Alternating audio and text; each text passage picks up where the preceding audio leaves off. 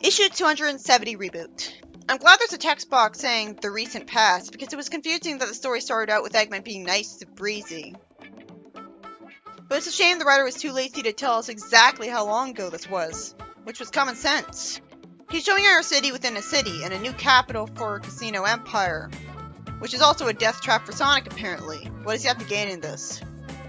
She's a sub-boss, right? To make ruling the whole world easier? Otherwise, why'd he care? She says that he found her when she was in a bad place and taught her stuff. Her bad place could be she was a robot made by someone other than Eggman and was abandoned, or the master was killed. She could have been by Eggman Nega. And as we'll see, it'll make no sense at all for her to not be a robot. I guess you could say Coconuts was in a bad place before she hired him, because Eggman had fired him. And so he was homeless and he didn't know what to do. But it was so obvious he was better off without Eggman abusing him and putting him in danger. She should have thought she was better off without a master too. It makes me honestly wonder if Flynn knew she was supposed to be a robot. Did he even watch the episode she aired in, where a phone went out of her chest? What about the second episode she was in, which required her being a robot? Normally I'd assume this was simply an intentional reinterpretation of her, which would be just as legitimate because she never looked like a robot anyways. So here's how she'd be like if she wasn't a robot. Never mind that her new role and backstory with Sonic doesn't require her to not be a robot anyways. Throwaway lines are the only thing taking advantage of this. You could get rid of some panels, and everyone would assume she was still a robot anyways. The problem is, this is by Flynn, a writer who doesn't like SADM or AOSDH, and yet got hired to write this comic. So there might be some bias involved instead of it just being a creative interpretation of her for the sake of it. There might be something else involved, since he chose not to write her like she was in the show. I guess since she's all about making money in this new role, it's supposed to make sense that she didn't just stay in the homeless shelter, because she'd make a lot of money right away, guaranteed by working for Eggman, instead of just getting a job as a waitress. And she's selfish like that. It's more convoluted than her being just a robot built to work for him, which would make me question her behavior. She says that Eggman showed her what it takes to get by and conquer. And out of nowhere, she accuses him of not being the real Eggman, and calls his bluff. Well, I guess her logic is that was unusually nice of him. But he'd hire anyone. By that logic, it couldn't be the real Eggman who hired that green guy who feels great with his new cybernetics, because that'd be too generous. Then, out of complete nowhere again, rather than the fake Eggman being a robot infiltrator of him all on its own, or a hologram who only exists to fool her, it was actually a shape-shifted Metal Sonic, who shape-shifted because he can do that in Sonic Heroes. And I immediately think about SSC Online and how that ability ruined Sonic's reputation effortlessly. I'm waiting to be told that he tried to do that in the Reboot universe and got caught and Sonic's name was cleared. You'd think he'd be constantly trying to ruin the heroes' reputations. Based on Sonic Boom's shapeshifter, I guess we're supposed to assume that the Freedom Fighters told the general public about shapeshifting power, and told them all to assume that if they think one of the heroes is doing something evil, it's Metal Sonic instead. We really should have this plot hole filled in because it's so obvious. In fact, he even impersonated Sonic in Sonic Heroes. But he somehow only did it to make Amy think he was running away with a chow. That's so weak sauce is ridiculous. He would have tried something better after that. Anyways, he asked her how long she's known, fortunately being just as tall as her. And she says she's known since the beginning, because there's no way Eggman would be so generous in his negotiations. She's still talking to an evil robot. How is an evil robot generous at all? He's made to be nothing but a killer robot. Eggman's a human. He might have been born with the potential to be better, but not Metal Sonic. I guess she always knew that Metal Sonic was able to shapeshift, and so she assumed it had to be him. Otherwise this would make no sense. But still. It's certainly intriguing to think that Metal Sonic's generous. But it'd be explained properly if we were told that he got that from being based on Sonic. He was literally stated to be given Sonic's personality in the OVA. He was made from Sonic. So this has to be why he's gotten his generosity from Sonic. Because what else would he get it from? But this is a bit odd considering that the last time we saw him, he was threatening a helpless old man like he's nothing. And now he's got a soft side. But he thought he had to do that to find the Guy Temples. So harsher Sonic, who didn't have to maintain a good image, would do that. If he never had a good image in the first place. He immediately tries to threaten her to tell her not to warn Sonic. Never mind that she didn't warn him in all that time. And she calmly interrupts him, saying that she wouldn't because she's getting bribed with the new capital for economic empire. Why was he bribing her so much if she didn't know he was Metal Sonic unless he had a crush on her, like she clearly has on him, which would only make sense if she was a robot too. This is the kind of convoluted writing you get from Flynn. Why would he just instantly threaten her with no problem with it when he bribed her so much for no actual reason? She says they're not so different, and explains that she respects him because he's branching out from the Doctor, becoming his own man, and she doesn't take sides. That doesn't explain why she's into a robot if she's not one. I mean, that's such a well-known cliche for robots, so she wouldn't be really impressed. She'd still be thinking of him as just a dangerous machine who could kill her. Branching out from the Doctor is something you could say about Coconuts and Scratch and Grounder, too. This is almost as confusing as Breezy being shipped with Junior, a child robot. This would make more sense in AOSCH if, 1, Metal Sonic was good to begin with, and 2, she was in love with Sonic. Like, I think she became, because he looks like Sonic. But instead, she has no history of ever loving Sonic here. It's not like This Is Futurama, where it's clearly established in an entire episode that robosexuals are a thing. That episode is the only reason this even kinda makes sense to me, instead of being completely ridiculous. I hate that it cuts away without showing us his actual response to her. It ended right at the worst part. We're never gonna see this plot point again. Metal being in love with her would be refreshing. And not doing that and having her crush be unrequited just leaves it gimped from what it could be. It's already not predictable since she likes him. Why try to make sense at this point? And if he was this generous to her, it doesn't make more sense. I already knew this plot point was coming. Breezy being a robot is the only thing that made her interesting. There's already plenty of women luring the traps into heroes in the media. She needed to be a robot to not be a total cliche. Being a businesswoman wouldn't make up for that. She doesn't do anything. Coconuts could have set it all up without her and the plot would be the same. The other half of what had made her interesting was her redemption, which he completely ignored. She's nothing like Breezy at all. You couldn't write Breezy worse than this if you tried. Try to imagine the worst way to write Breezy. What else would you get? This would be a character derailment if this was the same continuity. It's yet another time where Flynn, for some ungodly reason, would rather write a monster than a likable person. I guess I said all this before, but it bears repeating. We cut away from that for some reason to see one measly panel of a fight, where Bean runs after Fang holding bombs, and he tells him to knock it off because I guess he was supposed to let Fang win. And I guess that's all that's happening the whole time, and we're being spared from repetition, because we don't get focused on that anymore. Not when we can see Tails sulking. You know, why show us action in action series when we could be shown Tails complaining instead? Sonic at least puts his arm around Tails and tries to cheer him up, finally. This is a sweet scene at least, but I'm bored. It's so typical. I take this for granted from them. Considering how smug he is in the reboot, he does need more moments like this, but he doesn't have enough. And he's still smirking anyways. And good, Fang did want Bean to take a dive for him, that makes sense. That still makes me wonder why he's disobeying him and thinking he can get away with it when he's the head of the gang. Why won't he ever punish him for this? He just avoids Fang's shots. And he eats an apple one point before landing that I guess he was keeping in his scarf or shoe. I'm guessing Bean wins because Fang couldn't be allowed to hit him once with any of the shots because that'd be too dark. I don't know how Bean is expected to hit anyone in a fight then because his bombs would of course be too dark. Bean doesn't really work. He has to not fight with bombs to have the story not be dark. But that's how he fought in the game. Well, he also pecked with his beak. Like, he doesn't work in action scene, I mean. Unless it's against a robot. I'm guessing Bean will win from its unpredictability and making Fang flustered, dodging all its attacks. Both of them have the same problem where neither are actually allowed to be remotely competent in hitting anyone with their signature attacks because those attacks are too dangerous and dark. And Bean is more competent because at least his bombs are allowed to hit something, like walls and robots, while Fang's shots can't be useful for anything. So if they're not allowed to hit anybody, why do they have to get entered in the tournament then? They can only hit successfully with generic basic attacks, and that's boring. The screen time could have gone to other people. No wonder we didn't see most of the fight. It's just this. After a waste of time, Fang kicks Bee in the face, and Bean somehow likes it. So much for it being cathartic. He's the most poorly written character in history. At least with Styx.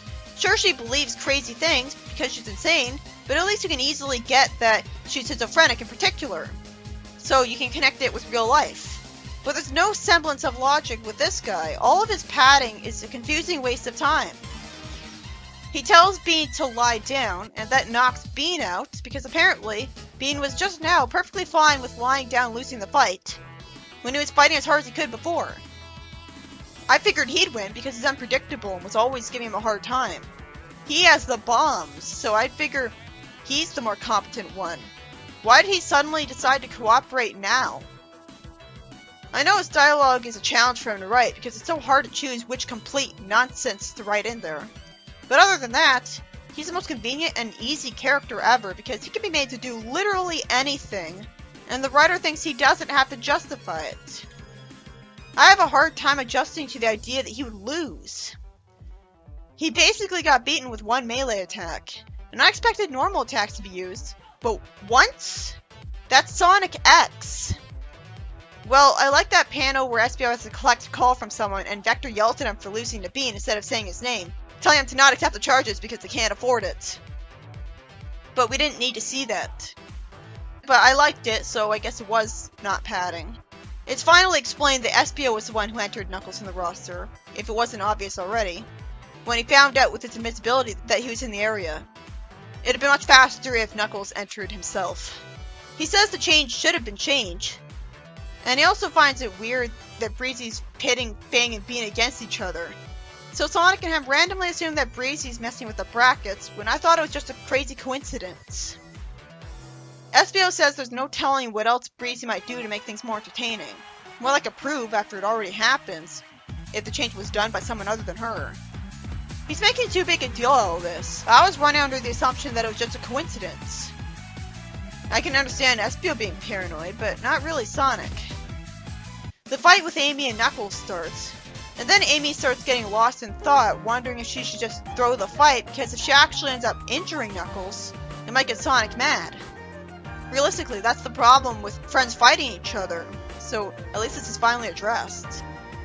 Okay, so she's gonna lose because she was given enough of an idiot bulb to only start thinking about all this now, after the fight has started.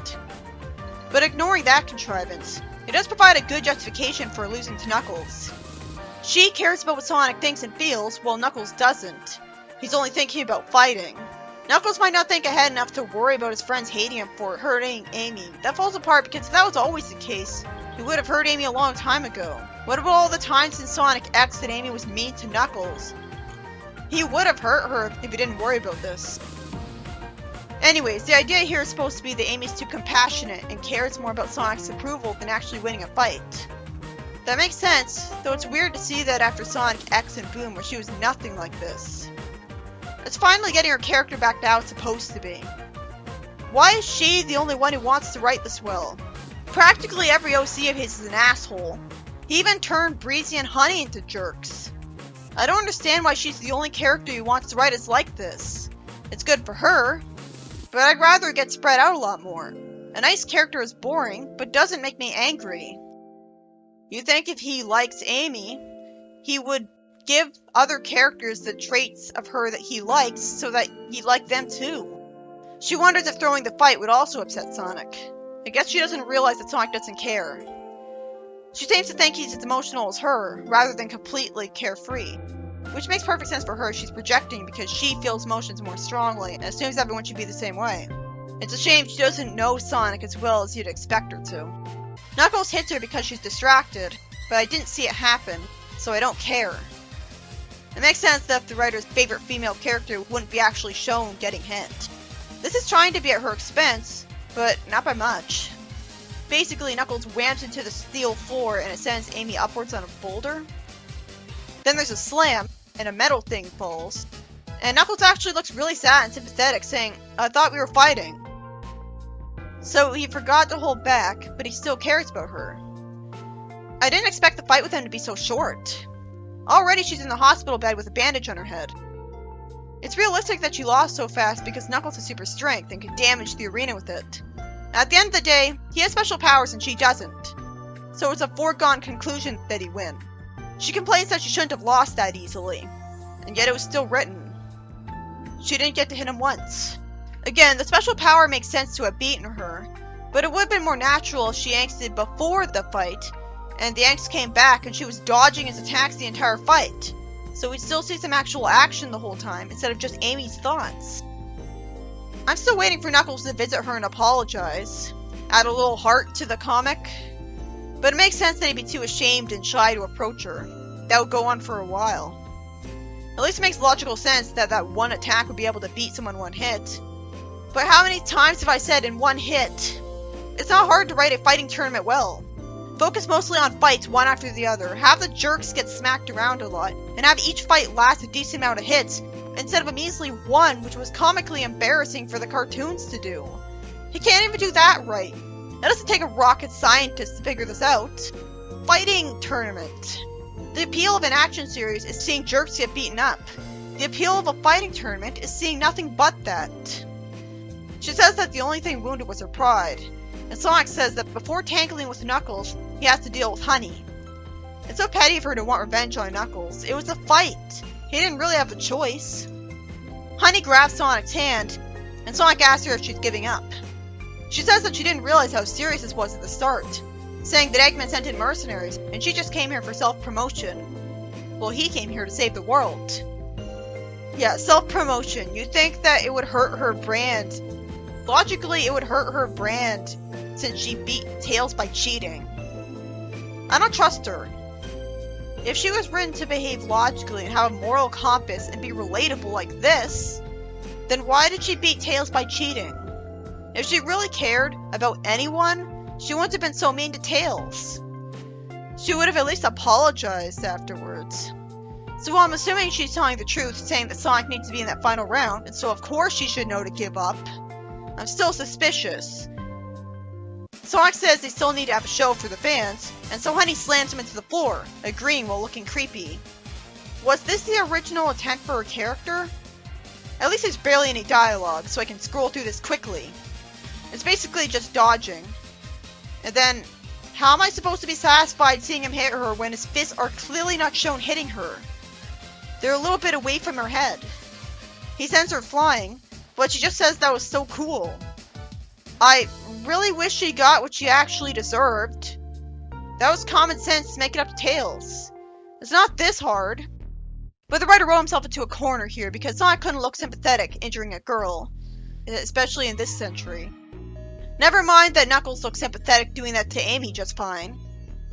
I can commend the writer on showing restraint on his favoritism and letting Amy lose. I thought Knuckles would be an idiot. If Sonic isn't the type of person who could be written to beat her up, or at least humiliate her, we should have been shown someone else do it later. It sounds cruel, but she was worse to Tails. At least Fiona was his friend for a long time first. Honey did nothing but trick him. We see a picture of Breezy wearing a plastic bag as a kid in a photo, and the similar looking hair colors is supposed to imply that, yes, Flynn actually thinks Breezy wasn't a robot in AOSTH. Which makes her crush on Metal Sonic really confusing. Either that or this is a fake photo. It could be a different kid and she just dyed her hair similarly to her by coincidence. I mean, doesn't she have a different hairstyle from her? And there's billions of people in the world. I don't know why Flynn did think this wouldn't piss off and confuse the audience. Like, the whole point of writing Breezy is to write Breezy. To bring her back. This is like writing Tails as not a fox with two tails and making him evil. I don't know if he's trolling or actually thought she wasn't a robot at first. But it must be the former because surely people would have corrected him on this on Twitter or something after the first issue with her. What's the point of showing the self-congratulatory Breezy success story on TV? That should have obviously been removed in favor of a fight scene. We get it already. At least we see Bean holding an ice pack. And he justifies that he was only throwing tiny explosives. He was throwing explosives? Wouldn't that have damaged the arena and he'd be given a bill? Nah, that would be consequences. How do you write a fight with Bean and have the explosives be that unnoticeable? Wait, why does Fang not have his blaster this time? He had it in Sonic the Fighters. He just casually says that, as if the audience is supposed to be not confused. I don't have my blaster this time. Why? Before this point, it seemed like the fight didn't have any rules. Bark silently makes a suggestion to Fang to get inside Knuckles' head. And Fang says that everyone knows Knuckles is dumb and Fang is crafty. But I'm guessing the predictable, clueless foreshadowing is that Fang will lose to Knuckles because he's too arrogant in this panel. Even though he tricked Knuckles perfectly fine, aren't you, Sonic? But I don't want to see any more confusing idiot balls. This guy deserves to be beaten. He runs around Knuckles in a circle, thanking him for making his job easier and knocking Amy out of the arena. How to make his job easier when now he has to face off with Knuckles? If Knuckles can just damage the arena with a shockwave punch or drill into it and win in one attack, now I have to wonder why I won't just do that every time. Fang should be terrified. He doesn't have a chance. I can't understand why Knuckles didn't immediately put his arm out in front of him when he started running around him so that he'd run into his arm. He's not running at Sonic speed, so he should just immediately stop him. I'd do that.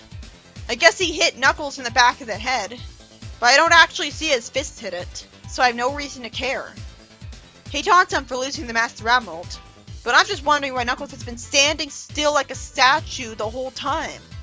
Oh, so the reason Flynn was fine with Amy losing was that he already planned on completely humiliating Knuckles for revenge afterwards.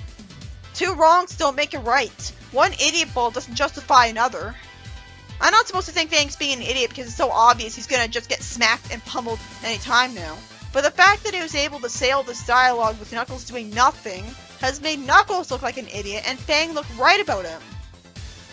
I don't know why anyone cared enough to make a comic drama of this. This issue is just as stupidly written as all the others. And more importantly, there's barely any fighting here. How do you write a fighting tournament like that? That's not worthy of praise. No wonder the issue alone wasn't put on the site. He hits Knuckles with his tail after more wasting everyone's time. And he gets interrupted. What took so long? This is out of character for Knuckles. At least it's more interesting that his tail hits him. Again, I don't actually see his tail hit him, so I don't have a reason to be satisfied with this. This artist sucks at drawing fight scenes. I'm sick of this from him. This has been the case the entire arc. I can't remember this happening so many times before Tracy. But maybe it did, and I just wasn't bored enough and frustrated enough to start looking for this problem before Flynn showed up. Because I know that before Flynn, we didn't always see the impact either. It was inexcusable there too. But I guess the stories were charming and interesting enough to keep me distracted. So I was able to forgive the fact that the art didn't look perfect. And more importantly, I've gotten a lot more experience at analyzing since Archie. So now I know how to critique fight scenes better, now that I've seen so many of them. So I know what makes them fantastic or not. And talking is a free action and art like this isn't excusable. With a story where I'm struggling to enjoy it as it is, I have every reason to want the action scenes to be as best as they possibly can be. Knuckles says he was just waiting for Fang to hold still for a second. He wouldn't need to wait! He'd obviously just put his arm out in front of him so that he'd run into it, if he's running in such a predictable path. I have no reason to care about him seeing hit Fang away because I don't see his fists collide with them. Fang's a bad guy, so why is the artist so sympathetic to him that he won't be able to handle showing this? Don't say for a second that it's illegal for the comic to show hits because it's a kids series, because we've seen Shadow actually hit Knuckles in Sonic Universe. So what, is Knuckles more hated by the artist than Fang? And I'm completely baffled that they cut away to Eggman and the Death Egg with literally nothing happening in it. It's just worthless filler. Just have the fight scenes take longer then. I used to not complain about padding panels and just not show them at all. But that was because they still had some kind of appeal. So I could understand why they were put in the comic. But this is just boring and frustrating, and I'm still forced to read it. So it's not like it's harmless. Eggman says that now he's doing things his way instead of playing by Breezy's rules. And it's at least a good villain moment for him that Cubot said he pirated her pay-per-view channel. But I'm too angry at the filler to care. There should have been a lot more fighting in this story. That was common sense. I don't know how everyone doesn't get angry at this. It's full of characters being unbelievably stupid. Confusing as shit writing, like a woman falling for a robot, and almost no focus on the one job it had. Where's the appeal? People talk like Pender's writing is super confusing and weird. A woman falling for a robot? I can't remember seeing a jerk get smacked around long enough for me to find it cathartic. So what's the point? Why does Eggman have to ask Metal Sonic what his ETA is? Remember, this is a kids series. Seeing dialogue like that doesn't get you attached. There's no reason he couldn't have just had dialogue that was clear. Metal just says 1 hour. Eggman tells Bean to get into position for the backup plan once Bang is on his feet. Cubot says he loves Bean because he's funny, and Orbot says he finds him tiresome. So, Cubot, who's portrayed as an idiot in Sonic Boom, is written to find Bean funny, when I never did, and Orbot, who's the smart one in Sonic Boom, agrees with me that Bean is tiresome. And the writer thought to write this. Does he know that Bean is tiresome, and it's just writing him for the fans that like him? I like that he's representing both sides of the argument. Like, this is the only character in universe who's ever called Bean funny. And he's supposed to be an idiot. Maybe the fans weren't sensitive enough to find this insulting. I'm not sure I find Orbot that smart in this comic if he's insulting his boss all the time when he could scrap him any day. But apparently he's smart enough to know he has nothing to be afraid of because he never gets punched for it. So he is smart. And honestly, I can't even remember a single idiot ball Cubot had in this comic. I don't think of him as an idiot in this comic. I guess he talked stupidly before, but that's mostly because of his voice chip. So when you consider that, a lot of the main characters are coming off as dumber than Cubot now. Cubot wouldn't refuse to steal from Breezy as if she actually owns that emerald. We see Sonic saying there's no fancy setting this time, and he guesses Breezy doesn't want any distractions from his fight with Knuckles. What was the writer on thinking we wanted to skip past Fang getting beaten? Really? Really? I can't understand this at all. I'm a fanfiction writer too, and even I know better than this. Fang's the bad guy. You're supposed to see him get beaten up. It's pretty easy and simple for me to figure out the rules you're supposed to follow when it comes to writing this well. Writing well in general. And his writing just breaks all of them. Knuckles is acting cheerful and tells Sonic to try to last more than one round. Not even thinking to tell Amy he's sorry. And I'm just confused because I didn't even know there were multiple rounds in these fights. Tails said that Honey beat him in the first round. Why would there have been only one round then? Wouldn't he have gotten a second chance to fight her? I thought by round they meant Honey was Tails' first fight and she had to be beaten to let him go the second round. Sonic's clearly lasted more than one round based on this usage of the word. He can't even keep the word usage consistent.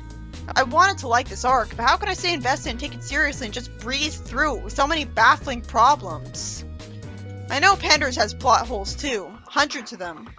But the only reason I even remember that anymore is because 1, I made a list of them, and that's what I remember, and 2, I remember how stupid his James Bond parody story was, because none of Eggman's plans made any sense for him to do. That's just one story. This is every issue. My least favorite trope is the idiot ball trope, and he's done this hundreds of times. I can't even remember Pender's writing pissing me off anymore. It's all just a distant memory now. And if this writer was good, it wouldn't be.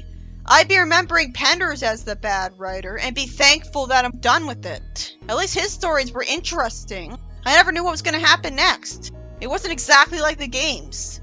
I don't remember being bored and impatient for it to end, aside from the recap of Knuckles' life story and the funeral. Speaking of bad writing, the story ends before Knuckles and Sonic could deal a single hit on each other, because they wasted all the time taunting each other. And you'd expect them to get mad at each other for the taunts, but they just kept smiling apparently.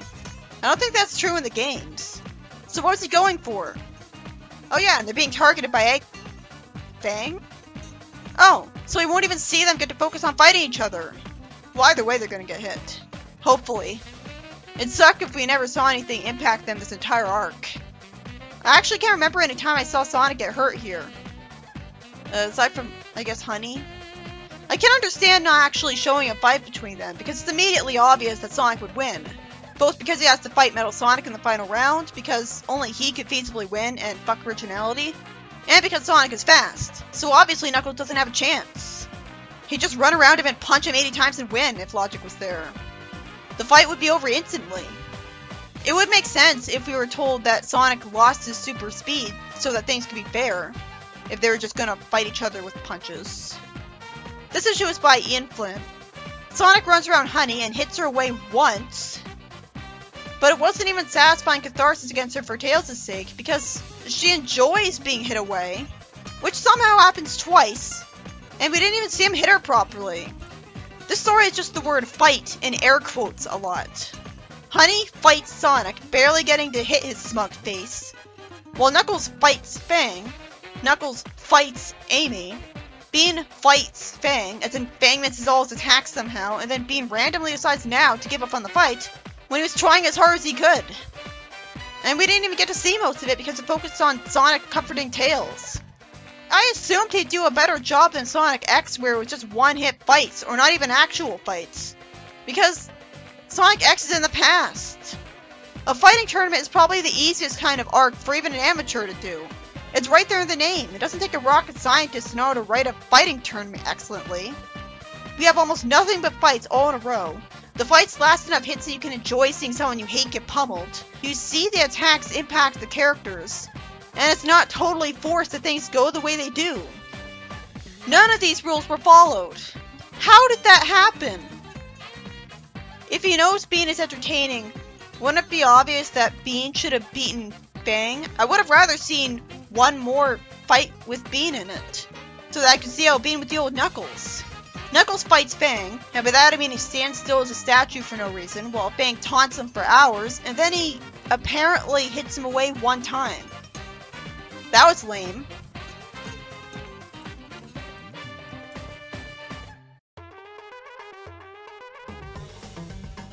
This is the perfect symbol for how the series is way too watered down of an action series, which is why it needs interesting writing with tons of new ideas to make up for that. And just taking ideas from other continuities doesn't do that. It makes sense how Amy lost, except she should have been dodging attacks the whole time. And you'd think she would have worried about the consequences of hurting Knuckles in all the time she was waiting for the fight. She stood as still as a statue instead of us seeing them actually fight. So I guess the reason she could be written to be injured in one logical attack was that it was already planned that Knuckles would make the same mistake as her. So it's supposed to be karma.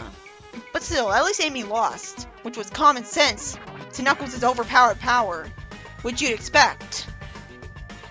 I assumed it'd be nothing but them hitting each other with punches and a hammer.